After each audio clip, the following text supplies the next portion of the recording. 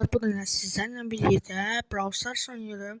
Bugünleri Edgar'ı 1000 kupa eləyəcəyik bəli dostlar.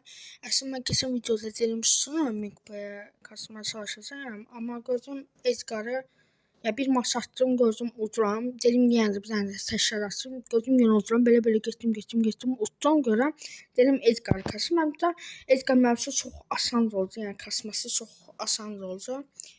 Asan karakteri belə. Neyse uzatmadan bu arada üçlü hesaplaşmada kassın. Yani üçlü hesaplaşmada öneririm size kasma. Ama ben indi təşkil kasacağım. Kazanma serisi inşallah geçmez. 4 kazanma serisi. Mapimiz Kristal Göz Kalesi. Edgar geçen geçer. Neyse uzatmadan geçelim oyunumuza. Tamam başlayalım. Leon, Jesse, Edgar falan. Başladık. Hazır gedim aksarımı basın. Yani ultisi tez olur. Onca yaxşı qaçmaq üçün nə bilim. İşe yarayır. Bunun içi qəşəngdir. Edgar'ım 9 səviyyədə ama yenə də eybi yoxdur. Davay. Kasa. Ham yerlə bir-birini. Burada işlər var. Onları qatırım. Ses var. Birinin üstüne hoppanamam. Ultisi var çünkü. Ya hoppansam da alamam. Ona göre de Rico alaram. Aldım. Əla. Gale var. Ayda. Saf hoppandım. Gözle. Tələsməyə. Agresif oynamaq istəmirəm.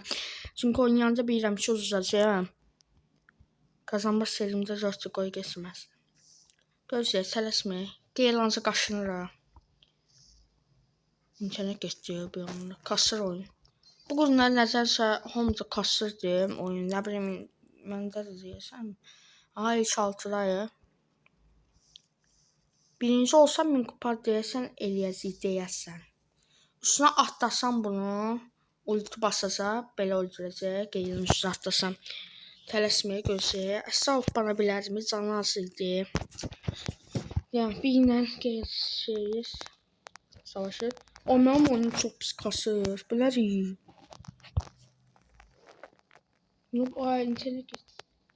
İnternetten de çok pis kasır. Gale salsa atlamam geldi. Bir görmemeni. Əla. Aha. 3-4'te 4 kupa yani 1000'e yakın. Bir olsa garanti değilse 1000 kupa edeceğiz. Burada gözlüğüm biraz saçlı. Bura hoppanırım. 5 işim var onsa. Yani ne bileyim garanti var. Bir geçse. Ayda 6 işi. Geçse onu hatta. Oy oldum. Birinci olabilirim. Gel. Tələsmə. Sanarsa. Ayda alamayacağım. Getdi ikinci. Əla ikinci. 1000 oldu mu? Oldu 1000 oldu. Bəli dostlar, Edgar düz 1000 kupa elədi. Düz 1000 kupa. Bunu screenshot edeyim. 9 səviyyədə Edgar 1000 kupa elədi. Uydu, halaldır. Əla, 1000 kupa Edgar. İndi hələlik video aslında bitti ama bir maç atmaq istəyirəm. Ürəyimdən içimdən gəlir ki uzacaq sanca. Ayda atmıyorsa atmayayım. Bir maç.